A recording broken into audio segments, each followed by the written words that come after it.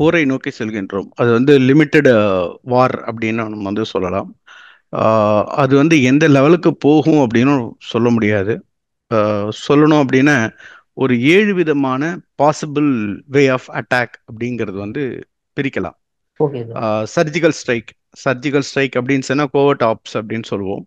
Example உங்களுக்கு சொல்லணும், 2016 உரியில் நடந்த அந்த சம்பவம் எல்லோருக்கும் ஞாபகம் இருக்கும். ம். நம்ம வந்து பாகிஸ்தானுடைய அந்த லைன் ஆஃப் கண்ட்ரோலை பிரீச் பண்ணி உள்ளுக்குள்ள போய் பாகிஸ்தானுடைய அங்க இருக்கக்கூடிய அந்த தீவிரவாதிகள், அதாவது லைன் ஆஃப் கண்ட்ரோலை கிராஸ் பண்ணதுக்கு ஒரு பாகிஸ்தான் ஆக்குபைடு காஷ்மீர் இருக்கும். அந்த காஷ்மீர்ல 2 to 4 கிலோமீட்டர் உள்ளு சென்று அங்க இருக்கக்கூடிய தீவிரவாதிகளுடைய அந்த கேம்பை வந்து நம்ம அழிச்சிட்டு வந்தோம். ஒரு சின்ன கீறல் கூட நம்மளுடைய ராணுவ வீரர்களுக்கு கிடையாது. போய் முழுமையாக வெற்றியோடு தும்சம் செய்து அடித்து விட்டு வந்தோம் நாம். அது வந்து சர்ஜிக்கல் ஸ்ட்ரைக். அது வந்து ஒரு விதமாக நடப்பதற்கு வாய்ப்பு இருக்கின்றது. அதை தாண்டி நம்ம பார்க்குறப்ப ஏர் ஸ்ட்ரைக் நம்ம சொல்லலாம். அதாவது ஸ்ட்ராட்டஜிக் ப்ரிசிஷன், அதாவது வந்து துல்லியமாக தாக்கக்கூடிய விமான தாக்குதல் அப்படின்னு தமிழ்ல சொல்லலாம். இதுக்கு ஒரு எக்ஸாம்பிள் சொல்லணும் அப்படின்னு சொன்னா 2019 பாலக்கோட் ஏர் ஸ்ட்ரைக். அதாவது வந்து ஆஃப்டர் புல்வாமா நடந்தது, எல்லோருக்கும் நல்ல ஞாபகம் இருக்கும். ஸோ இந்த புல்வாமால தான் நம்ம போயிட்டு டீப் இன்சைடு பாகிஸ்தான் வரைக்கும் போய் அங்கே போய் அவர்களுடைய அந்த டெரரிஸ்ட் கேம்பை வந்து நம்ம வந்து மெயின் கேம்பை ம். நம்ம ஹிட் பண்ணிட்டு வந்தோம்.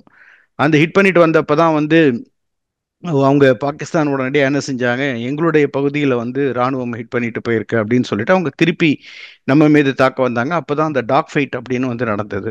ம். அது எல்லோருக்கும் நல்லா இருக்கும். அப்புறம் வந்து அபிநந்தன் அவர்களை வந்து நான் மறக்க முடியாது. அவருடைய அந்த பெயரும் அப்ப நடந்த சம்பவமும் எல்லோருடைய மனதிலும் வந்து மையத்தில் இருக்கும். அதையும் தாண்டி பார்க்கும் பொழுது பாகிஸ்தானே வந்து எங்களுடைய நாட்டுக்குள்ள வந்து இந்தியா புகுந்து தும்சம் செய்து விட்டது, அழித்து விட்டது அப்படின்னு அவன் வந்து திருப்பி அட்டாக் பண்ண வந்தான். ஆனால் காங்கிரஸ் வந்து இல்லை, எங்களுக்கு பாகிஸ்தானுக்குள்ள நீ போகணுன்னா எனக்கு போவே இல்லை, நீ அட்டாக்கே பண்ணல, நீ சும்மா சொல்ற, எங்களுக்கு வந்து அதற்கான ஒரு எவிடன்ஸை கொடுங்க அப்படின்னு கேட்டது நம்ம ஞாபகத்துக்கு இருக்கும். மூணாவது வந்து ஒரு விஷயம் என்னன்னா, இங்க நம்ம ஓ, அதாவது ஒரு கம்யூனிகேஷனை முதல்ல வந்து முடக்குவோம். ஒரு நாட்டினுடைய கம்யூனிகேஷன் ஃபுல்லாக முடக்கிறப்ப, சைபர் அட்டாக் பண்ணுறப்ப என்னாகும், அவங்களால வந்து எந்த விதமான கமாண்ட் அண்ட் கண்ட்ரோலும் இல்லாமல் போயிடும். ஃபார் எக்ஸாம்பிள், ஒரு ஃபைட்டர் ஏர்கிராஃப்ட் வந்து ஒரு இடத்துலேருந்து அவங்களுடைய ரன்வேலேருந்து ஒரு மேலே போய் ஒரு எனிமி கண்ட்ரிக்கு போய் அவன் அட்டாக் பண்ணணும், அட்டாக் பண்ணிட்டு திரும்பி வரணும்னு அந்த பைலட்டுக்கு வந்து கம்யூனிகேஷன் தேவை. ஏடிஎஸ்லேருந்தோ அங்கே கண்ட்ரோல்லேருந்தோ எங்கே போகணும், என்ன டார்கெட் எது, என்ன வெப்பனை வச்சு ஃபயர் பண்ணணும் என்னங்கிறத உங்களுக்கு வந்து கமாண்ட் அண்ட் கண்ட்ரோல் தேவை. ஸோ அந்த கம்யூனிகேஷன் இல்லை அப்படின்னா அந்த ஃபைட்டர் ஏர்கிராஃப்ட் அங்கேருந்து ஃப்ளை ஆக முடியாது. ஏன்னா உங்களுக்கு தெரியாது அங்கே மேலே போனதுக்கப்புறம் என்ன செய்யணும், என்ன எங்கே போகணும், எப்படி தாக்கணும் அப்படிங்கிறது உங்களுக்கு தெரியாமல் போயிடும். ஆகையால் அந்த கம்யூனிகேஷன் வந்து டோட்டலாக பிளாக் பண்ணுறது.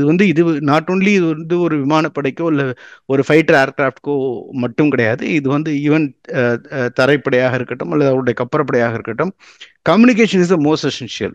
ஓகே. அந்த தளபதிக்கு இப்ப தன்னுடைய படைகள் எங்கெங்க இருக்கின்றன, எங்க சண்டை போடுகின்றனங்கிறது விஷயம் தெரியாம போயிடும். அந்த கம்யூனிகேஷன் தகவல் தெரியாம போயிடும். இன்னும் சுத்த தமிழ்ல சொல்லணும்னு சொன்னா. ஸோ அங்க தகவல் தொடர்பு வந்து துண்டிக்கிறது, அது நிச்சயமா அது ஒரு இது பண்ணுவாங்க. சைபர் அட்டாக் வந்து பண்ணுவாங்க.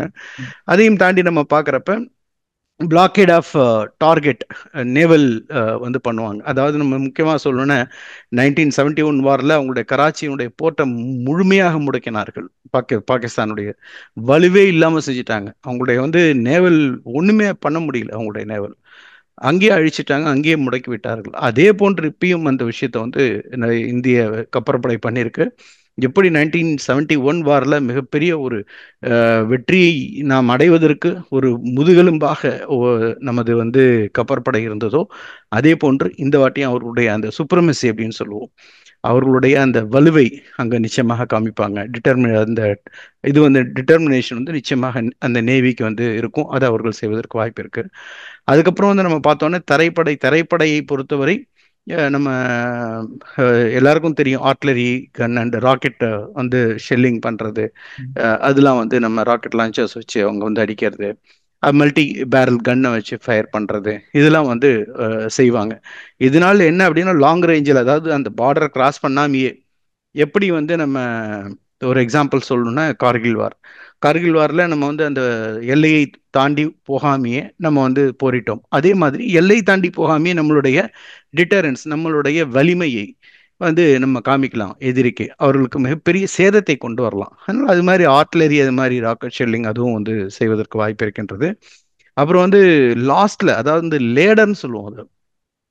ஒரு சின்ன தாக்குதல் பண்ணுவோம், அவங்க அதுக்கு பதில் தாக்குதல் பண்ணுவாங்க. பதில் தாக்குதல் எந்த அளவு இருக்கோ அதுக்கு மேல அடுத்த தாக்குதல் நம்ம வந்து பண்ணுவோம்.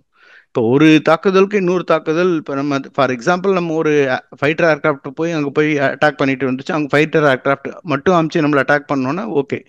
எஸ்கலேஷன் என்னன்னு கேட்டால் அவங்க மிசைல் அட்டாக் பண்ணுறாங்க, லாங் ரேஞ்ச் மிசைல் வச்சு ஏதாவது ஒரு அட்டாக் பண்ணிட்டாங்க அப்படின்னா அடுத்து நம்ம மிசைல் அட்டாக் போவோம். அது லேடர், அதாவது ஒரு படியிலேருந்து இன்னொரு படி உயரும். அந்த இப்போ வந்து மிசைல் அட்டாக்க போவோம். மிசைல் அட்டாக்கு போகிறப்ப அந்த மிசைலோட முடிஞ்சிருச்சா அப்படின்னா அது இல்லாமல் இருக்கும். வேற ஏதாவது ஒரு நேவல் அட்டாக் ஒன்று அவங்க பண்ணுவாங்க. நம்மளுடைய நேவல் அட்டாக் மறுபடியும் பண்ணும். ஸோ ஒன்று ஒன்றா அப்படியே அந்த அந்த லேடர் வந்து ஏறும். அந்த ஒவ்வொரு படிகள் ஏறி ஏறி ஏறி ஏறி போகும்பொழுது பெரிய எஸ்கலேஷன் ஆகும். அந்த எஸ்கலேஷன் ஆகிறப்ப அப்பதான் வந்து ஒரு ஃபுல் ஸ்கேல் வாரா வந்து மாறும், ஒரு முழுமையான ஒரு போராக மாறும். அப்படி போராக மாறினதுன்னா அப்போ வந்து லைன் ஆஃப் கண்ட்ரோலாக இருக்கட்டும், இல்லைன்னா இன்டர்நேஷனல் பார்டராக இருக்கட்டும், எல்லாத்தையும் ப்ரீச் பண்ணிட்டு உள்ள போய் அவருடைய நாட்டை கைப்பற்றுவதற்கோ, அல்லது நம்மளுடைய பார்ட் ஆஃப் பிஓகே வந்து நம்ம வந்து கைப்பற்றுவதற்கோ, இல்லை பலூச்சை வந்து நம்ம கைப்பற்றி அதையும் கைப்பற்றி அவர்களுக்கு முழுமையான சுதந்திரம் எப்படி வந்து நம்ம ஈஸ்ட் பாகிஸ்தானாக இருந்த பங்களாதேஷ்க்கு கொடுத்தோமோ அது மாதிரி செய்வதற்கோ, அது மாதிரி பல விதங்கள் வந்து நடப்பதற்கான ஒரு பெரிய ஒரு சந்தர்ப்பம் இருப்பதை நம்மால் பார்க்க முடிகின்றது. Okay sir. இப்போ நீங்க வந்து அபிநந்தனை பத்தி பேசியிருந்தீங்க சார். ஆக்சுவலா அதே மாதிரி வந்து இப்போ ஒரு 7 டேஸ்க்கு முன்னாடி பார்டர் செக்யூரிட்டி ஃபோர்ஸ் ஒருத்தர் ஜவான் வந்து கிராஸ் பண்ணி அவங்கள்ட்ட மாட்டிக்கிட்டாரு. இன்ன வரைக்குமே அவரை பத்தி சம்பந்தமான விஷயங்கள் எந்த நியூஸுமே வெளியே வர மாட்டேங்குது சார். அவர் ரெஸ்கியூ பண்றதுக்கு என்ன மாதிரி ஆப்ரேஷன்ஸ் பண்ணிக்கிட்டு இருக்காங்க? இல்லை, இது ரெஸ்கியூ பண்ணுறதுக்கு ஆப்ரேஷன் கிடையாது. இது வந்து ஒரு நல்லா புரிஞ்சுக்கணும். அபிநந்தனையும் இவரையும் நம்ம வந்து ஒன்றும் சேர்க்க முடியாது. அபிநந்தன் போருக்காக போர் விமானத்தை எடுத்துக்கொண்டு எதிரி போர் விமானத்தோடு போரிட்டார். அது வந்து வார். புரியுதுங்களா? அது வந்து லிமிட்டட் வாரா இருந்தாலும் அது வந்து லிமிட்டட் வார். அது அதுக்காக இந்தியாவே வந்து இது பண்ணி பிரசிடன்ட் ஆஃப் வாரா போனார். அவர் வந்து நம்ம வந்து மிரட்டி அவருடைய அந்த பாகிஸ்தானை அடிபணிய வைத்து, அப்பொழுது இருந்த அந்த இராணுவ தளபதி வந்து சொல்றாரு. அப்போ மினிஸ்டர்ஸ் கூட அவங்க பார்லிமெண்ட்ல சொன்னாங்க, எப்போ அவர் வந்தாரோ அவருடைய கைகள்லாம் வந்து நடுங்கினது, பேச்சில் வந்து தடுமாற்றம் தெரிந்தது, வியர்வை வந்தது. அவர் சொன்னார், 9 மணிக்குள்ள நம்ம ரிலீஸ் பண்ணலன்னா இந்தியா நம்மளை தாக்கிவிடும், அவங்கள வந்து விட்டுடுங்க அப்படின்னு வந்து சொன்னாங்க அப்படின்னு சொல்லிட்டு. அது மாதிரி வந்து அந்த நிலை அஹ், வந்து அவங்களுக்கு கொண்டு வரலாம் நம்ம. ஆனா இது எப்படின்னா, ஒரு பார்டர்ல சில சமயம் வந்து அந்த, அதாவது இது எங்க நார்மலா ஏற்படும் அப்படின்னா இன்டர்நேஷனல் பார்டர்ஸ் அந்த ஏரியால தான் பிரச்சனை வரும்.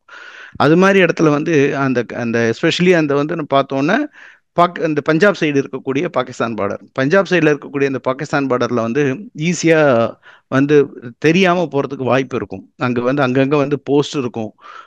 மிகப்பெரிய ஒரு இது இருக்காது. பார்டர்ஸ் வந்து தாண்டணும்னா அந்த வேலியெல்லாம் இருக்கக்கூடிய அந்த இதெல்லாம் வந்து அங்கே வந்து இருக்காது. அந்த அந்த பார்டர் வரைக்குமே வந்து அங்கே விவசாயம் பண்ணிட்டு இருப்பாங்க அங்கே இருக்கக்கூடிய பஞ்சாபை சேர்ந்தவர்கள். ஸோ வந்து ஏதோ ஒரு தவறுதலா அவர் வந்து கிராஸ் பண்ணி போயிட்டாரு. அவரை பிடிச்சிருக்காங்க, பேச்சுவார்த்தை நடந்து கொண்டிருக்கின்றது. நிச்சயமாக அவர்கள் விடுவார்கள். இப்போ டென்ஸா இருக்கிறப்ப விட மாட்டாங்க. ம். கொஞ்சம் கொஞ்ச நாள் கழிச்சு வந்து விடுவார்கள். அவர் வந்து போரிட செய்வதற்கோ இல்லை ஒரு விஷயத்துக்கோ போல. ஸோ அப்படி இருந்ததுன்னா வேற டேர்ன் ஆகும். அப்படி இல்லை நிச்சயமாக அவர்களை அடிப்படை வைப்பார்கள். இப்போ வந்து வார்லைக் சுச்சுவேஷன் வரும், ஒரு லிமிட்டட் அட்டாக் வருவதற்கான வாய்ப்புகள் இருக்கின்றன. அந்த சமயத்தில் வந்து we can see, wait and C.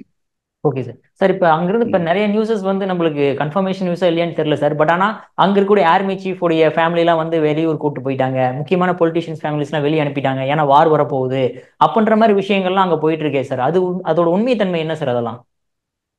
அதாவது முனீர் ஜெனரல் வந்து ஆர்மி, அவருடைய வந்து பாகிஸ்தானுடைய ஜெனரல் முனீர் அவர் வந்து இந்த நாட்டை விட்டு ஓடி போயிட்டாரு ம். அப்படின்னு வந்து நிறைய செய்திகள் வருகின்றன. ஆமாங்க. அது வந்து உண்மையா மறுக்க முடியுமா அப்படிங்கிறது வந்து தெரியவில்லை. சில தகவல்கள் வந்து மூலம் தெரிகிறப்ப இல்லைன்னு தெரிய வருது.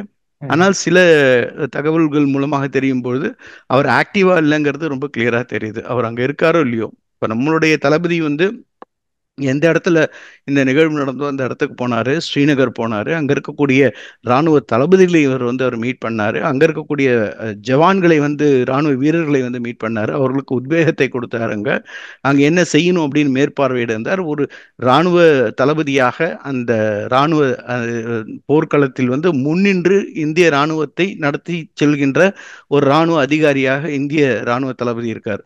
அங்க பாகிஸ்தான்ல பாக்குறப்ப அவர் எந்த ஒரு ஃப்ரண்ட்ல இருக்கக்கூடிய ஒரு ஒரு இராணுவ வீரர்களை சந்தித்ததாகவோ, இல்ல இராணுவத்தினுடைய அந்த பார்டர் ஏரியாவுக்கு போய் விசிட் பண்ணதாகவோ, இல்ல மிகப்பெரிய ஒரு மீட்டிங் வச்சு அதை பத்தி அவர்களோடு உரையாடினதாகவோ எந்த ஒரு இதுவும் வந்து மீடியா சேனல்ஸ்ல வரல. ஆகையால் அது மிகப்பெரிய ஒரு ஒரு ஒரு செட்பேக்கா இருக்கு பாகிஸ்தானுக்கு. அதையும் தாண்டி பார்க்கும்பொழுது பல சீனியர் மோஸ்ட் ஆஃபீஸர்ஸ்ன்னு சொல்லுவோம், அதாவது வந்து லெப்டினன்ட் ஜெனரல் ரேங்க்ல இருக்கிறவர்கள் இராணுவத்தில், அவர் வந்து தன்னுடைய ரெசிக்னேஷன் வந்து கொடுத்திருக்காரு. நிறைய ராணுவ வீரர்கள் வந்து ராணுவத்தை விட்டு ஓடி போயிட்டாங்க, டெசர்டேஷன் சொல்லுவாங்க, ஓடி போயிட்டாங்க ஆமாங்க. ராணுவத்தை விட்டு. ஸோ அவதெல்லாம் நிறைய விஷயம் நடந்திருக்கு. ஆகையால் அந்த பாகிஸ்தான் ராணுவத்தை பொறுத்தவரை அங்க வந்து ஒரு நிலையான ஒரு அஹ், ஒரு ஒரு ராணுவம், ஒரு ஸ்ட்ராங்கான ஒரு ராணுவம், அது ஆப்ரேஷனல் ரெடினஸ் சொல்லணும், போருக்கு தயாரான நிலையில் உள்ள ராணுவம் அப்படிங்கிறது இல்லை. ஒரு தலைச்சிறந்த ஒரு ராணுவ தளபதி, அதை வழிநடத்தி செல்லக்கூடிய ஒரு ராணுவ தளபதியும் அங்கு இல்லை அப்படின்னு பார்க்க முடிகின்றது. Okay sir. சார் அங்கிருந்து இப்ப நம்ம சில வீடியோஸும் பார்க்க முடியுது, அவங்க பேசுற விஷயங்கள்லாம் பார்க்க முடியுது. ஃபார் எக்ஸாம்பிள் சொன்னா இன்னைக்கு செனட்ல ஒரு மேடம் பேசுறாங்க, அதாவது நாங்க இந்தியாவை கேப்சர் பண்ணிட்டு அங்க வந்து பாபர் மசூதி திரும்ப கட்டுவோம் அப்படின்றாங்க ஒரு பக்கம். இன்னொரு பக்கம் பூட்டோ என்ன சொல்றாருன்னா அந்த ரிவர்ல வந்து இந்தியாவோட ரத்தம் ஓடும் அப்படின்றாரு. இன்னொருத்தர் ரத்தம் கேட்டா ஓடும். நியூக்ளியர் வார் ஹெட் எல்லாமே வந்து இந்தியாவை நோக்கி வச்சிருக்கு.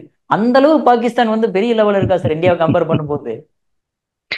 சிரிப்பா சார் வருது உண்மையாலுமே. பாகிஸ்தானுடைய பாகிஸ்தானுடைய நிலையை பார்க்கும்போது ரொம்ப ம். வருத்தமாக இருக்கு. அவங்க ஆமா சார். நிலையை பார்க்கும்போது, ஏன்னா ஒரு காலத்தில் நம்முடைய சகோதரர்களா இருந்தவர்கள் ம். இல்லையா? ஸோ அது நிலையை பார்க்கும்போது கொஞ்சம் வருத்தமாக தான் இருக்கு. அவங்க என்னென்ன அஹ், சொல்லுவாங்க, எதுக்கு எடுத்தாலும் நியூக்ளியரை பத்தி பேசுவாங்க. நம்ம ஊர்ல ஏதோ ஒரு சின்ன பையனை கூப்பிட்டு டேய் அப்படின்னு சொன்னா அவன் என்ன சொல்லுவான், ஏய் அழுதுகிட்டே சொல்லுவான், எங்க அப்பா கிட்ட சொல்லுவேன், எங்க அம்மா கிட்ட சொல்லுவேன் அப்படின்னு, எங்க மாமா கிட்ட சொல்லுவேன் அப்படின்னு. அது மாதிரி எங்கள்கிட்ட நியூக்ளியர் இருக்கு, எங்கள்கிட்ட நியூக்ளியர் இருக்குன்னு அவங்க வந்து நியூக்ளியரை பத்தி பேசுறாங்க. நாங்கள் வந்து போரிடுவோம், ம். நாங்கள் எங்களுடைய நாட்டினுடைய இறையாண்மையை காப்போம், எங்களுடைய நாட்டு மக்களை எங்களால் காக்க முடியும் அப்படின்னு சொல்லாம எங்கள்கிட்ட நியூக்ளியர் இருக்கு, எங்கள்கிட்ட நியூக்ளியர் இருக்குன்னு அவங்க வந்து அந்த டிட்டரன்ஸ்ன்னு சொல்லுவோம், அதை வைத்து நம்மளை வந்து அடிபணிய வைக்க முடியுமா அப்படிங்கிறத வந்து பார்க்குறாங்க. அது வந்து நடக்காத விஷயம். அப்படி அவர்கள் அந்த நியூக்ளியர் வெப்பன்ஸ் யூஸ் பண்ணணும் அப்படின்னு சொன்னால், எப்போ நம்ம வந்து அவங்களுக்கு வந்து நம்ம பாலக்கோட் ஸ்ட்ரைக் பண்ணோமோ, எப்போ நம்ம வந்து சர்ஜிக்கல் ஸ்ட்ரைக் பண்ணோமோ, 2016, 2019 அந்த நிகழ்வில் அவங்க வந்து அவங்களுடைய அந்த நியூக்ளியர் வெப்பனை யூஸ் பண்ணியிருக்கலாம். அட்லீஸ்ட் அதுதான் இல்லை அப்படின்னாலும் நம்ம கார்கில் போரில் அப்பயாவது அவர்கள் வந்து உபயோகப்படுத்தியிருக்கலாம் அவர்களுடைய அந்த நியூக்ளியர் கேப்பபிலிட்டியை அப்படின்னு நம்ம பார்க்கலாம். ஸோ அவர்களால் வந்து நியூக்ளியர் கேப்பபிலிட்டியை யூஸ் பண்ணோன்னே அவர்களுடைய நிலைமை என்ன ஆகும்னு உங்களுக்கு தெரியும். ஆமா. நம்மளுடைய போர்க்கப்பல் நிறுத்தப்பட்டிருக்கின்றது எல்லா இடத்துலையுமே சுற்றி. அதில் வந்து ஆன்டி மிசைல்ஸ் சிஸ்டம்ஸ்லாம் இருக்கு ம். நம்மக்கிட்டே. S-400 வந்து பெரிய சிஸ்டம் வந்து ரஷ்யா கிட்ட வாங்கினது இருக்கு. பல விஷயங்கள் நம்ம கிட்ட இருக்கு. ஸோ ஆகையால் அவர்களுடைய அந்த மிசைலை வந்து அவருடைய தளத்திலேயே அழிக்கக்கூடிய நமக்கு வந்து தகுதிகளும், அதற்குரிய டெக்னாலஜி தொழில்நுட்பமும், அதற்குரிய தைரியமும் டிட்டர்மினேஷனும் இந்தியாவிடம் இருக்கின்றது. ஆகையால் அவர்களுக்கு தெரியும் நம்ம அப்படி ஏதாவது பண்ணோன்னா அதோடைய அடி எப்படி நமக்கு விழும், ஆமா. அப்படி அடி விழும்பொழுது நம்மளுடைய தேசம்ங்கிறது வந்து இந்த மேப்ல இருக்குமா இருக்காதா அப்படிங்கிற பல விஷயம் அவர்களுக்கு தெரியும் நிச்சயமாக. ஆகையால் முக்கியமா சொல்லணும்னா பாகிஸ்தான் ராணுவத்தை பொறுத்தவரை அவர்களுக்கு வந்து ரொம்ப பிடிச்சது அப்படின்னு சொன்னா அவருடைய மனைவி, மக்கள், ம். சொந்தக்காரன், அவங்க சொத்து. அந்த ராணுவத்துல சேர்ந்து என்னென்ன கொள்ளையடிச்சு வச்சிருக்காங்களோ அங்க எப்படின்னு கேட்டீங்கன்னா அங்க ஒரு பிசினஸ் ராணுவம்ங்கிறது. அவங்க தான் தொழிற்சாலை எல்லாம் நடத்துவாங்க, அவங்க கண்ட்ரோல்ல தான் இருக்கும். அந்த நாடே அவருடைய கண்ட்ரோல்ல தான் இருக்கும். ம். ஸோ அவர்களுக்கு வந்து பல ஆயிரம் ஏக்கர்ஸ் லேண்ட் இருக்கும், விவசாயம் பண்ணுவாங்க, பல விஷயங்கள் தொழிற்சாலைகள்லாம் நடக்கும். ஸோ அவர்களுக்கு வந்து அவருடைய சேஃப்டி தான் அவங்களுக்கு முக்கியம். நம்ம ராணுவர்கள்லாம் வீரர்கள்லாம் அப்படின்னு கேட்டா அவர்கள் நாடு, நாட்டினுடைய மக்கள், அதனுடைய சேஃப்டி, அவருடைய பாதுகாப்பது, அதுதான் அவருடைய மூச்சு காற்றாகவும் உயிராகவும் இருக்கும்.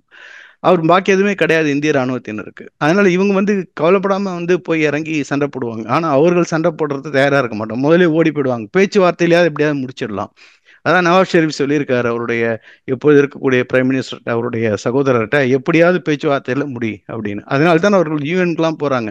ம். எப்படியாவது இதை வந்து நீங்க பேச்சுவார்த்தையில கொண்டு வாங்க, நாங்க என்ன வேணாலும் செய்ய தயாரா இருக்கின்றோம் அப்படின்ட்டு. ஏன்னா இதுக்கு இந்த வாட்டி அவங்க அடி வாங்கினால் திருப்பி 70 என்பது அடுத்து 20-30 வருடங்களுக்கு வந்து வாய்ப்பு இல்லாம போயிடும். ஓகே. ஒரு வாரம் கூட அவர்களால் இந்த போரை தாக்குப்பிடித்து இருக்கக்கூடிய நிலையில் பாகிஸ்தான் இல்லை. 3 காரணிகள் இருக்கணும் ஒரு போர் வந்து எதிர்கொள்வதற்கு. ஒன்று, அப்படின்னு பார்த்தோன்னே அவருடைய பொருளாதாரம். ம். பொருளாதாரம் ஒரு ஸ்ட்ராங்கான பொருளாதாரம் இருக்கா அப்படின்னா அதுவும் கிடையாது. நம்ம வந்து உலகத்தில் 5வது பொருளாதார நிலையில இருக்கோம். நம்ம பொருளாதாரம் அவங்க வந்து 5 இல்லை, அவங்க கீழே போய் 20 தாண்டி கீழே ரொம்ப ஒரு பிச்சை எடுத்து வாழக்கூடிய ஒரு நிலையில் அந்த நாடு இருக்கின்றது அப்படின்னு நம்ம பார்க்கலாம். பொருளாதாரம் ஒரு பக்கம். இரண்டாவது வந்து டிப்ளமசி, ராஜதந்திரம், மற்ற ம். நாடுகளோடு வந்து ஒரு மிகப்பெரிய ஒரு நட்பு, அவர்களுடைய வந்து சப்போர்ட்டு, இந்த விஷயம்லாம் தேவை. அவர்களுக்கு இப்போ சப்போர்ட் செய்யறதுக்கு யார் இருக்காங்க? சீனா இருக்காங்கன்னா சீனா எந்த அளவுக்கு செய்வாங்க? சீனா ம். வந்து 1965 வாரில் செஞ்சாங்களா, போரில் செய்தார்களா? 1971 வாரில் சீனா அவர்களுக்கு செய்ததா, அல்லது கார்கில் போரின் போது அவர்களுக்கு உதவி செய்ததா? வரலாற்றை திருப்பி பார்த்தா நம்ம தெரிஞ்சிடும் யார் என்ன சப்போர்ட் பண்ணாங்கன்ட்டு. ஸோ அவர்கள் பேச்சில் தான் சொல்லுவாங்க, நாங்கள் வந்து ஒரு சப்போர்ட் பண்ணுவோம் அப்படின்ட்டு ஒரு மிரட்டல்லாம் விடுவாங்க. அவங்க வந்து ஒரு சைலண்ட் ஸ்பெக்டேட்டர் ஆயிடுவாங்க. ஸோ ரெண்டாவது வந்து மல்டிபிள் ஃப்ரண்ட்ல வந்து சீனா வந்து இப்போ போரிடுவதற்கு தயாராக இல்லை. ஏன்னா ம். அமெரிக்காவோடு போரிடுவதற்கும், இங்கே ஆமா. போனும் பசிபிக் ஓஷனில் இது பண்ணுறதுக்கும், இந்தியாவோட ஒரு போரிடுறதுக்கும், அப்போ உலகம் முழுக்க வந்து அவரை சுற்றி வந்து எளிமையாயிடும். ஸோ அவர்கள் வந்து தன்னுடைய பொருளாதாரம், தன்னுடைய நாட்டினுடைய வளர்ச்சி, அதை நோக்கி தான் அவர்கள் போவார்கள். அதையும் தாண்டி கல்வான் வெளியில் இந்திய ராணுவம்னு என்னங்கிறத அவங்க வந்து பார்த்துட்டாங்க. ஆமா. ஏன்னா நம்ம பல்லுக்கு பல், ரத்தத்துக்கு ரத்தங்கிற மாதிரி, அவங்க எவ்வளோ டேங்க் கொண்டு வந்தாங்களோ அந்த டேங்க்குக்கு டேங்க், அந்த ம். மாதிரி நம்ம பார்த்தோம்னா அவர்களுடைய தோப்புக்கு நம்மளுடைய ஒரு தோப்பு, அவருடைய ராணுவ வீரர்கள் அளவுக்கு நம்மளுடைய ராணுவ வீரர்கள், அதே மாதிரி கப்பற்படைக்கு நிகரான கப்பற்படை எல்லா இடத்துலையும் நம்ம குவிச்சோம். ம். அதுக்கப்புறம் தான் உங்களுக்கு வழி தெரியாம இந்த ராணுவ இந்தியாவை வந்து மிரட்டி பார்க்க முடியாது இப்பொழுது இருக்கின்ற தலைமையில், இப்பொழுது இருக்கின்ற ராணுவத்தில், அப்படிங்கிறதுனால தான் அவர்கள் பணிந்து போனார்கள். ம். தன்னுடைய நாட்டையே வந்து தான் படையெடுத்து போகணும்னு விருப்பப்பட்டப்பே அவர்களால முடியல. இன்னொரு நாட்டுக்காக அவன் வந்து அடி வாங்குவானா? அதனால ஆமா. வாய்ப்பு என்பது கிடையாது. ஆகையால் இவர்களுக்கு எந்த ஒரு நாடும் நேரடியாக உதவி செய்வதற்கு வாய்ப்பு வந்து கிடையவே கிடையாது. மூன்றாவது ராணுவம், அதாவது ஆபரேஷனல் ரெடினஸ், போருக்கு தயாரான நிலை அப்படின்னு சொல்லுவோம். எப்பொழுதுமே ஒரு ராணுவம் போருக்கு தயாரான நிலையில் இருக்கணும்.